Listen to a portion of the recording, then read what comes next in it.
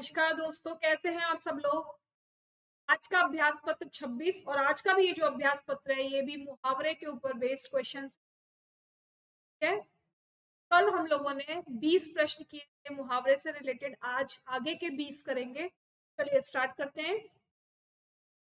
Question number 21 है, पांव तले जमीन खिसकना। बताइए क्या होगा पांव तले जमीन का मतलब। कमजोर संकल्प का होना, दूसरे के आगे कमजोर पड़ना, होशोहवास खो बैठना या विपत्ति में फंसना। देखिए, पांव तले जमीन खिसकना का मतलब होता है कि काम की आशंका ना होते हुए जब वो काम कोई दुर्घटना ऐसी घट जाए जिससे हम स्तब्ध रह जाएं, है ना, उसको कहते हैं पांव तले जमीन खिसकना। तो क्या इसका ऑप्शन कमजोर संकल्प होना होगा, या दूसरे के आगे कमजोर पड़ना है, या होशोहवास खो बैठना है, या बड़ी विपत्ति में। जल्दी बताइए क्या होगा इसका ऑप्शन, कौन सा राइट होगा। इसका जो ऑप्शन है होशो हवास खो बैठना, यानी कोई ऐसी बात अगर हो जाए जिसकी पहले से आशंका नहीं थी, क्या होगा, आदमी के होशो हवास खो जाएंगे, यानी उसके पांव के तले से जमीन खिसक जाएगी, है ना। ऑप्शन नंबर कौन सा राइट है, ऑप्शन नंबर 3 हमारा राइट है यहाँ। नेक्स्ट देखते हैं, शेर के दांत गिनना। क्या होता है शेर के दांत गिनना, क्या वाकई में शेर के दांत गिने जाते हैं या केवल मुहावरा है। जी ये केवल मुहावरा है कि शेर के दांत गिनना, यानी शेर के दांत गिनना बहुत कठिन कार्य होता है। का मतलब ये समझ में आता है कि जो शेर के दांत गिनना है वो बहुत कठिन कठिन क्या असंभव कार्य होता है। कोई व्यक्ति बिना शेर के तो दांत कम से कम कभी नहीं गिन सकता। देखिए ऑप्शन क्या दे रखे हैं, अत्यंत दुस्साहसपूर्ण कार्य करना, गिनती सीखने का खेल करना, असंभव को भी संभव बना देना, या अनहोनी बातें करना। बताइए क्या होगा, जल्दी बता दीजिए। देखिए ऑप्शन नंबर 1, अत्यंत दुस्साहसपूर्ण कार्य करना, यानी कोई ऐसा कार्य करना तो कभी पॉसिबल नहीं है, जिसको कोई नहीं कर सकता। तो दुस्साहसपूर्ण कार्य करना, दुस्साहसपूर्ण यानी बहुत कोई ऐसा गलत काम जिसको कोई भी करने से पहले कम से कम भी 100 बार सोचेगा, और ऐसा कार्य अगर कोई कर दे तो क्या बोलते हैं उसको, शेर के दांत गिनना। तो ऑप्शन नंबर कौन सा राइट है, ऑप्शन नंबर 1 हमारा। नेक्स्ट देखिए, थाली का बैंगन होना, समंजस में रहना, कोई कदर ना होना, सिद्धांतहीन होना, या उछल कूद मचाना। क्या होगा इसका आंसर, थाली का बैंगन। देखिए बैंगन की शेप क्या होती है, बैंगन की शेप ये होती है, ठीक है, ये हमारा होता है बैंगन, है ना। और नीचे से कैसी शेप होती है इसकी, नीचे से गोल होती है। अगर आप थाली में इसको रख देंगे तो कैसा हो जाएगा, ये लुढ़कने लगेगा, कभी इधर लुढ़केगा कभी इधर लुढ़केगा। क्या समझ में आ रहा है इससे मतलब कि अगर कोई चीज एक जगह पर स्थिर नहीं रह सकती, है ना, तो वो एक तो मतलब ये निकलता है कि वो अपनी बात पर अटल नहीं रह सकता। दूसरा, यहाँ के ऑप्शंस को देखकर क्या आपको इसका मीनिंग पता चल रहा है, असमंजस में रहना, कोई कदर ना होना, सिद्धांतहीन होना, या उछल कूद मचना। तो ऑप्शन नंबर 3, सिद्धांतहीन। ठीक है, क्या ऑप्शन राइट है, सिद्धांतहीन हो, यानी जिसका कोई सिद्धांत ही नहीं है, वो जिस साइड देखेगा पलड़ा भारी है उसी साइड लुढ़कने लग जाएगा। तो क्या बोलेंगे ऐसे व्यक्ति को, ऐसे व्यक्ति को बोलेंगे थाली का बैंगन हो। यानी जहां अपना थोड़ा सा भी भला देखेगा, जहां अपना थोड़ा सा भी अच्छा देखेगा, वो उसी साइड लुढ़कने लग जाएगा, दूसरे पक्ष को छोड़ देगा। तो ऑप्शन नंबर कौन सा राइट हो गया, ऑप्शन कान कतरना। कान कतरना का मतलब होता है कि अपने आप को दूसरे से बढ़ा चढ़ाकर प्रस्तुत करना, ठीक है, या अपने आप में इतनी चालाकी दिखाना कि दूसरा वाला हमारे सामने कमजोर पड़ जाए। ठीक है, तो देखते हैं ऑप्शन नंबर क्या राइट है, दूसरों की बुराई करना, दूसरों की चुगली करना, बहुत चतुर होना, या इनमें से कोई नहीं। बताइए कौन सा राइट होगा। कान कतरने का जो ऑप्शन नंबर राइट होगा वो होगा बहुत चतुर होना, यानी इतना चालाक व्यक्ति कि अगर तुम्हारे सामने खड़े होकर तुम्हारी पॉकेट भी मार ले तो पता ना चले, है ना। तो ऐसे व्यक्ति को क्या कहते हैं, ऐसे व्यक्ति को बोलते हैं कान कतरने वाला व्यक्ति। ठीक है, तो सामने ही सामने काम करके निकल जाए और पता भी ना चले, तो अत्यंत चतुर व्यक्ति को हम क्या कहते हैं, कान कतरने वाला। ठीक है, क्या होगा, ऑप्शन नंबर 3 राइट हो जाएगा। उड़ती चिड़िया पहचानना, कार में कुशल होना, अच्छे बुरे की पहचान होना, दूर की बात जान लेना, या बहुत अनुभवी होना। बताइए क्या होगा, उड़ती चिड़िया पहचानना। उड़ती चिड़िया मतलब चिड़िया आसमान में उड़ रही है, क्या उसको पहचान लेना कि वो कौन सी है? नहीं। क्या होगा इसका मतलब? इसका मतलब होता है कि व्यक्ति की उम्र के साथ जो उसे अनुभव प्राप्त होते हैं, उससे वो लोगों को पहचानना सीख जाता है ना?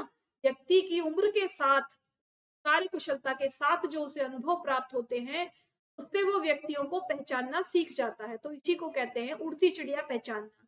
तो ऑप्शन नंबर जो 4 है हमारा, कि बहुत अनुभवी होना, ये इसके लिए एकदम फिट बैठता है ना? उड़ती चिड़िया पहचानना का मतलब होगा कि बहुत अनुभवी होना। नेक्स्ट देखिए, गागर में सागर भरना, गप हाँकना, थोड़े शब्दों में बहुत कुछ कह देना, अच्छी कविता करना या कुशल वार्ताकार। बताइए क्या होगा ऑप्शन इसका राइट? गागर में सागर मतलब एक छोटा सा घड़ा है और उसमें सागर भर लिया, क्या ये पॉसिबल है? नहीं है ना पॉसिबल। लेकिन क्या होता है, जब हम कुछ शब्द या एक ही वाक्य में बहुत सारी बातें कह जाएं, एक ही वाक्य में या कहिए कि एक ही शब्द में हम बहुत सारी बातें कह जाएं और बहुत सारी बातें हमारी समझ में आ जाएं उस एक वाक्य से, तो क्या होता है? गागर में सागर भरना होता है। यानी थोड़े शब्दों में बहुत कुछ कह देना। यानी एक व्यक्ति होता है जो बहुत बोलता रहता है लेकिन उसकी एक भी बात समझ, दूसरा व्यक्ति ऐसा है जो केवल एक वाक्य बोलेगा और वो अपने उस वाक्य में ऐसी बातें कह जाएगा कि बहुतों की समझ में आ जाएंगी और बहुत सारे उसके मीनिंग हो ना। क्या होता है इसका मतलब? थोड़े शब्दों में बहुत कुछ कह देना। ऑप्शन नंबर 2 राइट होगा। नेक्स्ट देखिए, कलम तोड़ देना, लिखने से घृणा करने लगना, अत्यंत मार्मिक प्रभावशाली रचना करना, अत्यंत क्रोधित हो जाना या लिखना पढ़ना त्याग देना। क्या होता है आंसर? जल्दी बताइए क्या होता है इसका आंसर? कलम तोड़ देना, लिखने से घृणा करना, अत्यंत मार्मिक प्रभावशाली रचना करना, अत्यंत क्रोधित हो जाना या लिखना पढ़ना। देखिए ऑप्शन नंबर 2, अत्यंत मार्मिक प्रभावशाली रचना करना, यानी ऐसी रचना करना जो दिल को छू जाए, जिसे पढ़कर या अगर कोई स्टोरी है देखने वाली तो उसे देखकर आंसू आ जाए। तो ऐसी जो रचना होती हैं उन्हें हम कहते हैं कलम तोड़ रचना। यानी ऐसी रचनाएं हैं मार्मिक जो हमारे दिल को छू जाती हैं। ठीक है, तो ऑप्शन नंबर कौन सा राइट है? Option number 2।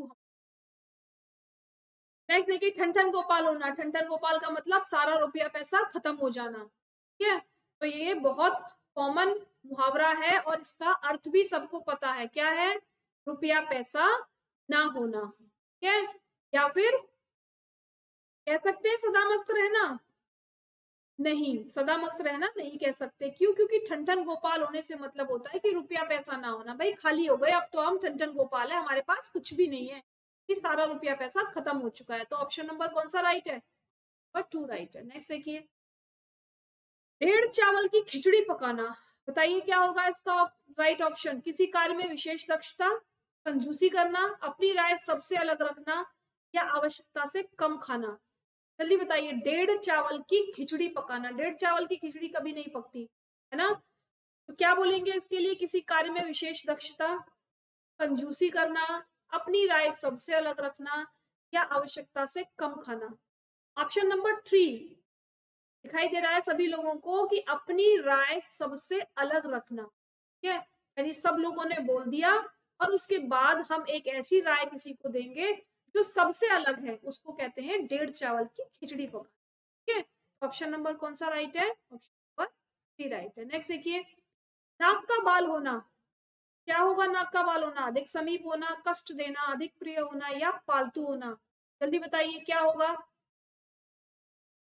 देखिए, नाक का बाल 2 मीनिंग यहाँ पर निकलेंगे। एक तो हम कभी कभी क्या लगाते हैं, अधिक समीप होना भी कहते हैं, अधिक प्रिय होना भी कहते हैं, इनमें हम कंफ्यूज हो जाते हैं। ये तो है नहीं, ठीक है, इन दोनों में हम कंफ्यूज हो जाते हैं कि नाक का बाल होने का मतलब, कभी हम अधिक समीप होना सोचते हैं, कभी हम अधिक प्रिय होना सोचते हैं। तो आप लोग याद रखेंगे कि नाक का बाल होने का मतलब है अधिक प्रिय होना। ठीक है, नाक का बाल होने का मतलब है अधिक प्रिय होना। तो ऑप्शन नंबर 3 ये आप याद रखेंगे और इस पर इंपॉर्टेंट भी लगाएंगे क्योंकि ये मुहावरा भी आता रहता है। ठीक है, पेपरों में पूछा जाता है परीक्षाओं में कि नाक का बाल होना मुहावरे का अर्थ बताइए। क्या बोलेंगे? अधिक प्रिय होना। नेक्स्ट देखिए, कपटी मित्र के लिए सही मुहावरा है। भाई जो मित्र हमारा कपटी है, जो मित्र तो है लेकिन केवल अपने स्वार्थ के लिए हमसे मित्रता किए हुए है, तो ऐसे मित्र को क्या कहते हैं? दांत कटी रोटी, अक्ल की दुम, आस्तीन का सांप या आबनूस का कुंदा, क्या बोलेंगे? ऐसे मित्र को हम बोलेंगे आस्तीन का सांप। क्या बोलेंगे? आस्तीन का सांप बोलेंगे। ठीक है, तो रहेगा तो हमारे साथ लेकिन कार्य करेगा किसी और के लिए या फिर अपने स्वार्थ के लिए। अच्छा भी कर सकता है और हमारे साथ बुरा भी कर सकता है, तो ऐसे मित्र को हम आस्तीन का सांप। नेक्स्ट देखिए, चुल्लू भर पानी में डूब मरना, बुरे कार्य पर लज्जा न आना, अवसर का लाभ न उठाने पर दुखी होना, पश्चाताप करना या अत्यधिक शर्मिंदा होना। बताइए, चुल्लू भर पानी में डूब मरने का मतलब है अत्यधिक शर्मिंदा होना, यानी कभी कोई भी व्यक्ति एक गिलास पानी में या एक चुटकी में पानी लेकर या एक चम्मच में पानी लेकर कभी डूबा है क्या? उसमें नहीं डूबा ना, लेकिन क्या बोलते हैं, जब किसी व्यक्ति को शर्मिंदा करना होता है तो हम उसे बोलते हैं कि जाओ कहीं जाकर चुल्लू भर पानी में डूब मरो, यानी ऐसा काम किया है कि तुम्हारे लिए चुल्लू भर पानी भी बहुत ज्यादा है जिसमें तुम डूबोगे, यानी इतनी शर्मिंदगी वाला काम उसने किया है कि उसको बहुत शर्मिंदा उसके लिए होना पड़ता है। क्या होगा चुल्लू भर पानी में डूब मरने का अर्थ? चुल्लू भर पानी में डूब मरने का अर्थ है अत्यधिक शर्मिंदा होना।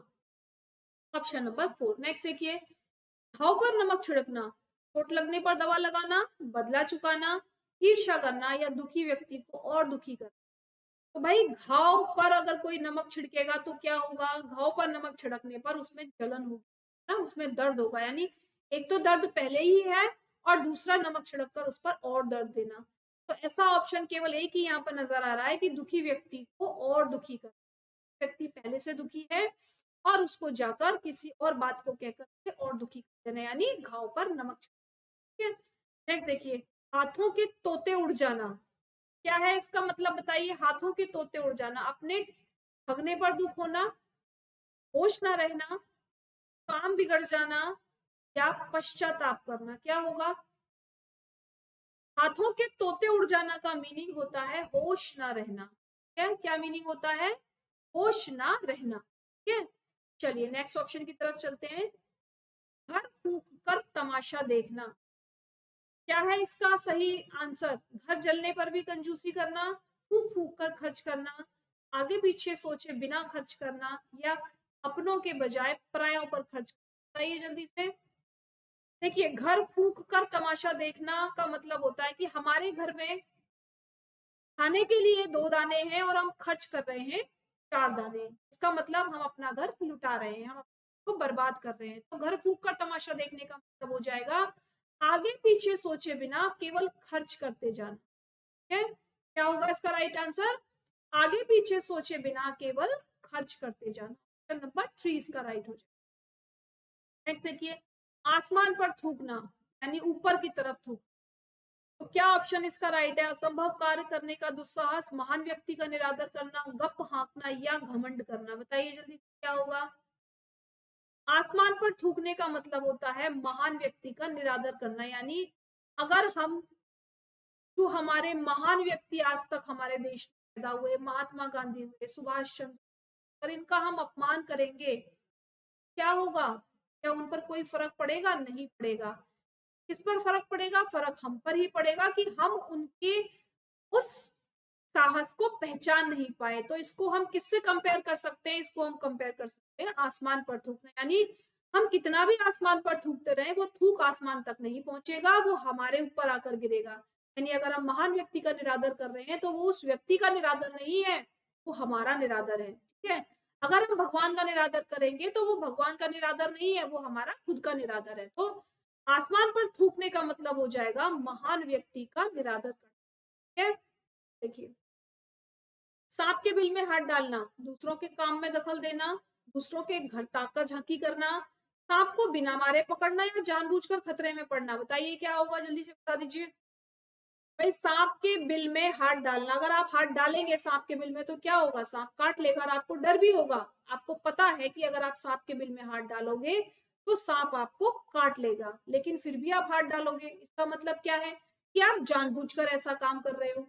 और जब जानबूझकर ऐसा काम करोगे तो क्या हो जाएगा कि जानबूझकर आप खतरा मोल ले रहे हो कि डालकर देखते हैं सांप काटेगा या नहीं काटेगा, वो बात की बात है ना। तो क्या ऑप्शन राइट है यहाँ पर? ऑप्शन नंबर 4 राइट है कि जानबूझकर खतरे में पड़ना। हमें मालूम है कि आगे खतरा है, हमें मालूम है आगे खाई है, लेकिन हम फिर भी क्या कर रहे हैं, अपनी गाड़ी को दौड़ाए जा रहे हैं, दौड़ाए जा रहे हैं कि शायद हो सकता है हम बच जाएं, लेकिन ये पॉसिबल तो नहीं होता है ना। उसी को बोलते हैं सांप के बिल में हाथ डालना, यानी जानबूझकर खतरे में पड़ना। नेक्स्ट देखिए, नाक रगड़ना, नाक में चोट लगना, इज्जत देना, दीनता पूर्वक प्रार्थना करना या चापलूसी करना। बताइए क्या होगा नाक रगड़ना का मतलब। नाक रगड़ना का मतलब होता है गिड़गिड़ाना। ठीक है, नाक रगड़ना का मतलब होता है गिड़गिड़ाना, किसी से बहुत किसी भी चीज के लिए भीख मांगना, इसी को कहते हैं हम नाक रगड़ना। तो जो ऑप्शन 3 है, दीनता पूर्वक प्रार्थना करना, यानी बहुत हाथ जोड़कर, रोकर, गिड़गिड़ाकर किसी के सामने प्रार्थना करने को हम कहते हैं नाक रगड़ना। ऑप्शन नंबर 3 हमारा। नेक्स्ट देखो, ओस चाटना, स्वयं को बुलावा देना, पश्चाताप करना, आशा करना, प्यास बुझाने का असफल प्रयास करना। क्या ऑप्शन राइट है इसका, बताइए जल्दी से। ओस चाटना, ओस चाटना का ऑप्शन नंबर 1, स्वयं को भुलावा देना। ठीक है भाई, ओस को कोई चाट सकता है, कोई नहीं चाट सकता, लेकिन ओस चाटने से मतलब यहाँ पर लिया गया है कि किसी ऐसे काम को करना जो हमें पता है गलत है, लेकिन फिर भी हम उस कार्य को कर रहे हैं, तो हम अपने आप को धोखे में रख रहे हैं ना, हम अपने आप को धोखे में रख रहे हैं। तो ओस चाटने से मतलब हो जाएगा कि आप ये समझिए कि ओस चाटने से मतलब हो जाएगा कि ओस को चाटने से हमारी प्यास बुझेगी, लेकिन कभी ऐसा पॉसिबल नहीं होता, क्योंकि ओस चाटने से कभी प्यास नहीं बुझती। और अगर हम ऐसा करेंगे तो क्या होगा, ये हमारा भुलावा होगा, यानी ये हमारी गलत फहमी होगी। तो ओस चाटने से मतलब क्या हो जाएगा, स्वयं को भुलावा देना या स्वयं को गलत फहमी में रखना। ठीक है, नेक्स्ट देखिए, अंधे के हाथ बटेर लगना, अयोग्य व्यक्ति को अनायास वस्तु मिलना, लॉटरी खुलना, शिकारी को शिकार मिलना या बिना प्रयास के सफल होना। बताइए जल्दी से। अंधे के हाथ बटेर होना, दो चीजों में हम यहाँ कंफ्यूज हो जाते हैं। एक तो होता है बिना प्रयास के सफल होना, एक होता है अयोग्य व्यक्ति को अनायास वस्तु मिलना।